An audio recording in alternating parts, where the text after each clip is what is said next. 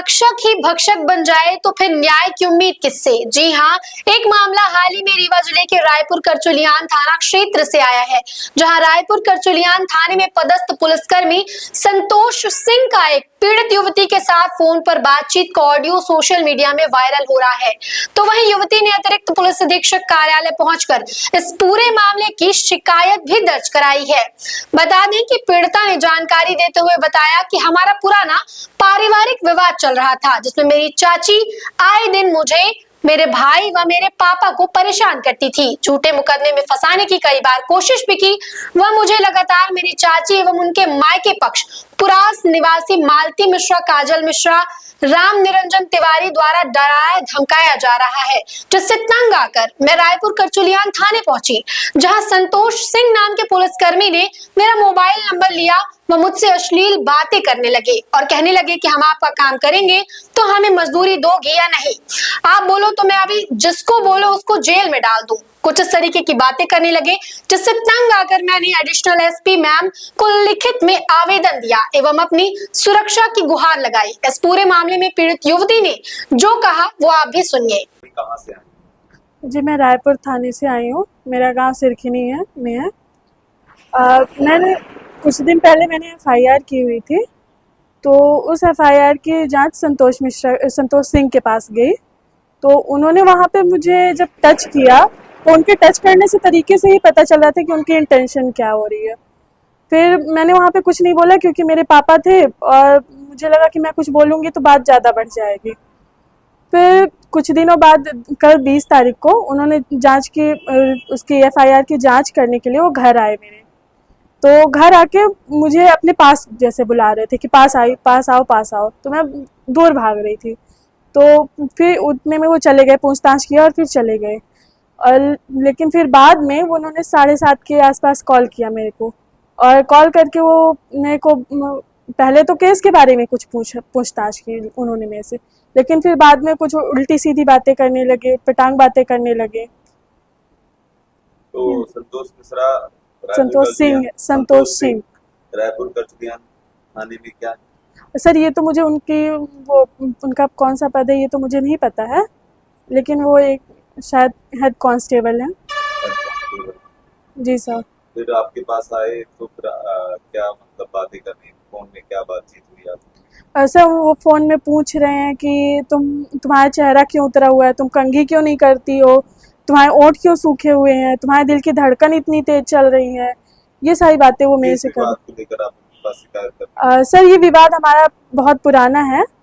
मेरे घर से में झगड़ा हो रहा था मम्मी पापा का और चाची का।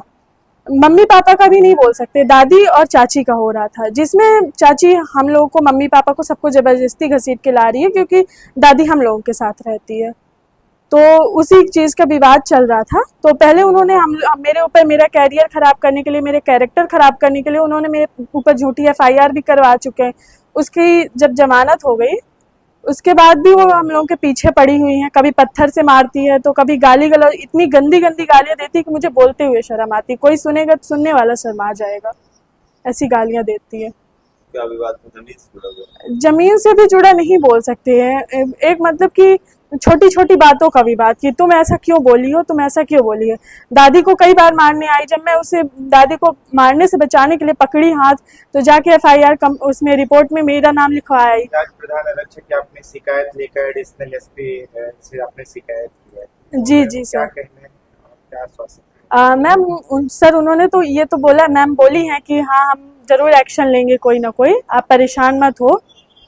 तो मुझे उनके ऊपर भरोसा है, वो जरूर कुछ ना कुछ एक्शन लेंगी। आप बस प्रेशर दीजिए, 2-3 दिन के पास कॉल कीजिए, ये करेंगी, ऐसा करेंगी। मैं जेल में भेज दे सबको, तुम्हारे मम्मी पापा को। अरे क्या बताऊं सर। जेल में भेज दे। मैं कुछ नहीं बोल सकती। मैं कुछ नहीं बोल सकती। हंस दो होगा तो फिर हम बोलेंगे। नहीं हंसे तुम। हंस रही हूँ सर, आप बस किसी तरह ये साफ करवा दीजिए जिससे लड़ाई झगड़ा कम हो जाए। तो काम करते हैं जी कल हम वर्दी में पहन के आएंगे, लोअर टी शर्ट पहन के आएंगे तो हम सुधर कर देंगे। नहीं नहीं सर, आप नहीं करिए, हो गया। मम्मी कर लेंगी, बस वो करने नहीं दे रही हैं। करने मतलब कर सर, मम्मी कर हम ही लोगे, मैं ही खुद करवा लूंगी, लेकिन वो करने नहीं दे रहे हैं। हाँ अच्छा, नहीं तो जब हम रहेंगे तो करने देंगे ना, मजदूरी हाँ। तुमको देनी पड़ेगी, हमारी दोगे? अरे सर आप नहीं करिए ना, आप बस हम्म, खड़े रहिए, आप उनको बोलिए, मैं बाकी मैं खुद कर दूंगी। हम्म। हाँ, मम्मी अभी रात में कर आप देती है। काम कर लेते हो? हाँ सर, सब काम कर लेती हूँ। मुझे तो नहीं लगता। क्या सर, आपको लगता नहीं मैं खेत काटने जाती थी? ए, सही में सर, मैं खेत काटने जाती थी, भूसा रख लेती हूँ, सब काम कर लेती हूँ मैं। हम्म। अच्छा, पापा चले गए उस घर? हाँ, पापा चले गए घर। मम्मी भी? मम्मी यहीं है। खाना फिर पापा को? अब अभी मैं बनाऊंगी तो मम्मी लेके जाएंगी फिर। फिर वहीं रुक जाएंगे? हाँ, मम्मी पापा वहीं रहते हैं, यहाँ दादी और मैं रहती दूर क्यों हमसे भागते, डर लग रही थी क्या? हूँ। नहीं। हम्म। मैं बुला रहा था कि चिल्लाना न पड़े, तुम और गला फड़वा रहे थे। मैं इसीलिए कहा देख लूं मैं, कहाँ पानी डाल रही, क्या गर्म कर रही, क्या वो करती है। वो कम कमीनी थोड़ी ही चाची तुम्हारी, इसलिए तो मुंह पे बोला मैंने, दोनों को देखे हो ना। हाँ वो तो मैं। ये ले आओ गड़ास उड़ास ले आओ तो और लेके चल देते हैं। बस ये किसी तरह ये रास्ते का साफ करवा दीजिए तो सारी लड़ाई हो सकता है कम हो जाए। मेरी बात सुनो, जी। तुम अपना फ्यूचर देखो। अब तुम तो काले भूत न बन जाओ, थोड़ा अच्छे लग रहे हो तुम, बंदर की तरह मुंह न बना ले तुम। मेरी बात जी कुछ समझ में आ रही है? जी नहीं जी आ रही, हंस तो रहे नहीं हो तुम। तुम हंस बस रही हूँ। रोते बस हो, मुझे बहुत बुरा लगता है तुम रोते हो, हमेशा रोते हो, तुम्हारे आंसू बहुत आते हैं, पता नहीं क्यों। हम्म काहे रोते रहते, ये बताओ, इसका जवाब सही दे दो, क्यों रोते हैं तुम? नहीं सर, वो मैं इतने साल से तैयारी कर रही हूँ, एक काहे की? झटके में सब बर्बाद हो गया। कुछ नहीं खत्म हुआ अभी, तुम हुए कितने दिन के? शरीर फूला फाला मोटू हो गए तो इसका मतलब ये थोड़ी कि तुम बहुत बड़े वो हो गए। हम्म एज क्या है अभी बताओ? 21? हेलो? जी सर। कितने की हो अभी? 21। ये 39 के? नहीं सर, लेकिन फिर भी एक केस लग जाता है तो सब खराब हो कुछ नहीं जाता होगा उससे, उससे कुछ नहीं होगा। उसको मेरे से ही मैं उससे बोलूंगा, वो राजीनामा कर लेंगे तो क्लियर हो जाए। पर ये बात मुझे करनी पड़ेगी जब आपकी तरफ से कुछ मिले हमें। अब इतने काम के लिए हम जाते कहीं तो कुछ हमें मिलता, है। जी। यहाँ कुछ नहीं मिला, बल्कि एक गिलास पानी में।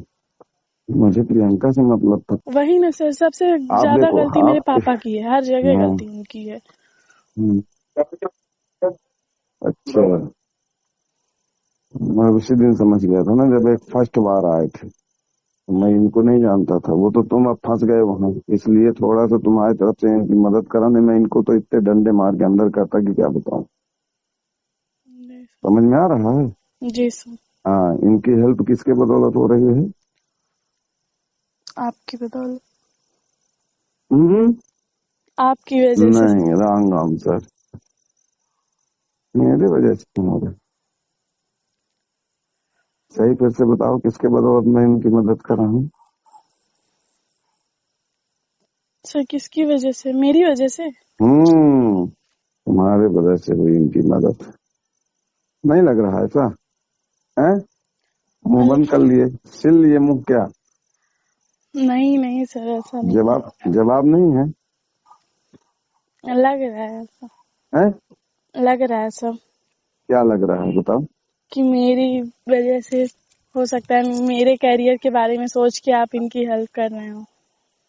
अच्छा, और कुछ सोच सकते, करियर है भर। तुम ये बताओ, तुम कर सकते हो, ये पूछ रहे मेरे से प्रश्न पूछे हो। जी जी पहले ये बताओ, तुम आए उस दिन हम तुमसे कितने प्यार से मिले? जी जी सर। तुम्हारा ख्याल किए? जी सर।